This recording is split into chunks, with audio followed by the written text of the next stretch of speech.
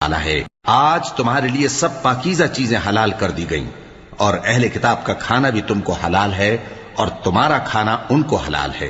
اور پاک دامن مومن عورتیں اور پاک دامن اہل کتاب عورتیں بھی حلال ہیں، جبکہ ان کا مہر انہیں دے دو، اور نکاح سے عفت قائم رکھنی مقصود ہو، نہ کہ کھلی بدکاری کرنی اور نہ چھپی دوستی کرنی۔ اور جو شخص ایمان کا منکر ہوا اس کے عمل ضائع ہو گئے اور وہ آخرت میں نقصان پانے والوں میں ہوگا۔ مومنوں،